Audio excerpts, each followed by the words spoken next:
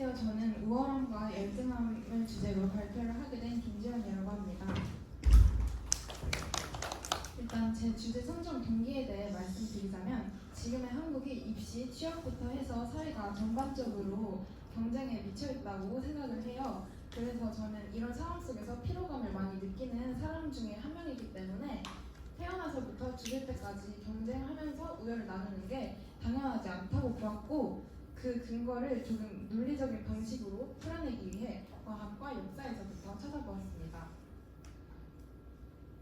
네, 우월함과 열등함이라는 제목으로는 아마 어떤 주제일지 감이 잘 안 잡히셨을 것 같은데요. 저는 오늘 생물의 우열을 가리는 학문인 우생학에 대해 발표하려고 합니다.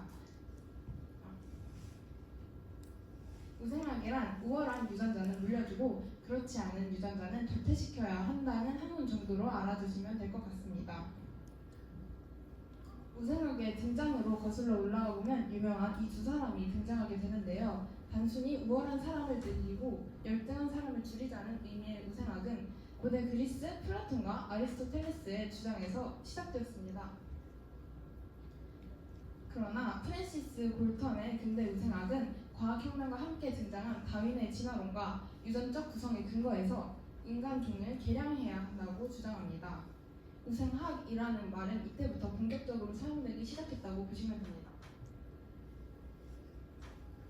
그리고 여기서 문제점이 발생하는데요. 바로 우생학은 가난, 범죄, 인종, 장애 등을 유전적 결함으로 보고 이들의 유전자를 오로지 제거해야 할 대상으로 여겼다는 점입니다.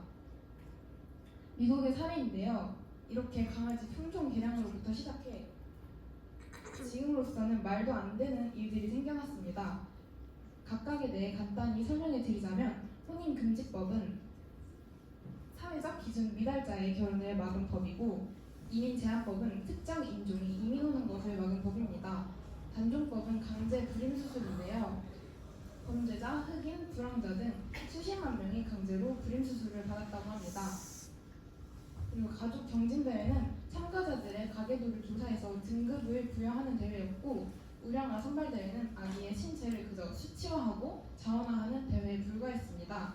그러니까 법과 제도, 문화까지 우생학을 지지하게 되면 이런 일이 발생했다고 할 수 있습니다. 대공황으로 사람들이 똘똘 뭉치기 시작하면서 점차 나아지는 듯 했으나 제2차 세계대전이 발발하게 됩니다.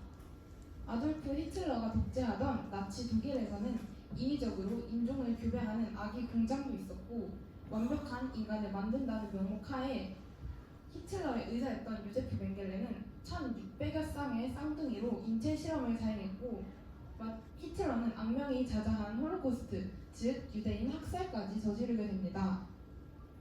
지금은 어떨까요? 지금도 우생학이 완전히 사라졌다고 할 수 없습니다. 금수저와 흑수저를 나누는 수저 계급론, 능력에 따라 줄을 내세우는 능력주의, 내신 성적으로 등급을 매기는 내신 등급제, 인간이 다른 생물종보다 우월하다고 믿는 인간 중심주의, 그리고 좋은 유전자를 선별해서 아이를 태어나게 하는 유전자 편집 기술까지 모두 우생학의 산물이라고 할 수 있습니다.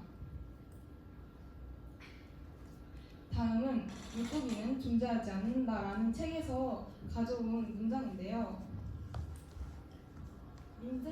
내용을 정리하자면 민들레는 필요에 따라 잡초로 쓰이기도, 약재로 쓰이기도, 염료로 쓰이기도 합니다. 이처럼 사용자에 따라 쓸모가 달라지는 민들레의 우열을 어떻게 가릴 수가 있을까요? 마지막으로 계속해서 변화하는 생태계에 절대적인 우열이란 없습니다. 따라서 인간의 우열을 가린다는 것은 윤리 문제를 넘어서 비이성적인 동시에 아무런 의미가 없는 행위라고 생각합니다. 우리는 사회가 제시한 기준에 스스로를 끼워 맞추기보다는 있는 그대로 자신과 타인을 사랑할 필요가 있습니다. 그리고 자연을 바라볼 때 또한 다르지 않습니다. 인간이 다른 생물보다 지능이 높다는 것이 인간의 우월성을 증명해주지 않습니다. 당신은 우월한가요? 아니면 열등한가요? 우열의 기준은 도대체 누가 정하는 걸까요? 우월하다고 해서 자만할 필요도, 열등하다고 해서 절망할 필요도 없습니다. 모두가 존중받고 이해받을 수 있는 세상이 되기를 바라며 이상 발표를 마치겠습니다.